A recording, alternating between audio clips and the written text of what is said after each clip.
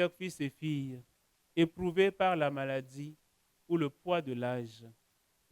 Vous qui avez eu le courage de braver la maladie pour venir jusqu'en ce lieu, je vous salue.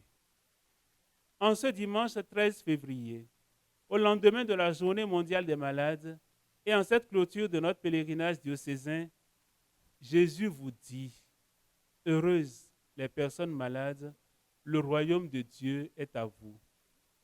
Par le personnel qualifié et dévoué qui vous soigne, Jésus est avec vous et vous êtes ses privilégiés. Le chemin sur lequel Jésus nous engage tous comme Église est un chemin d'amour. Même si sur ce chemin il y a la croix, l'amour va au-delà de la croix. Vous avez la noble mission de nous rappeler qu'il nous faut être au service les uns des autres.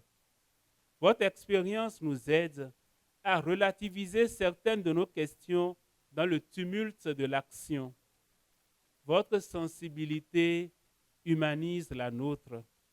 Vous nous faites comprendre que ce qui est éternel, ce sont les liens que l'on tisse entre nous et avec Dieu dans la foi.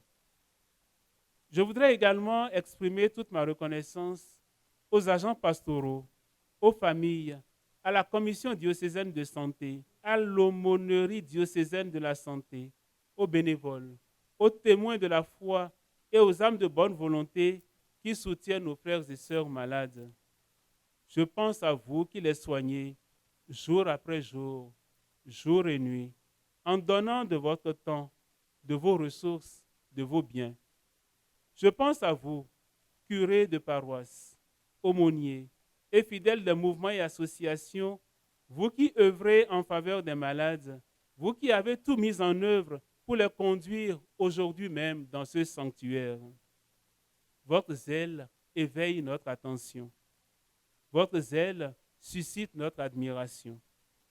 En choisissant dans son message le fil rouge de la miséricorde pour parler du service des personnes malades, le pape vous rappelle votre responsabilité particulière dans le contexte actuel de la pandémie. Votre profession devient une mission. À vous, le pape dit ceci, je cite, « Vos mains qui touchent la chair souffrante du Christ peuvent être un signe des mains miséricordieuses du Père.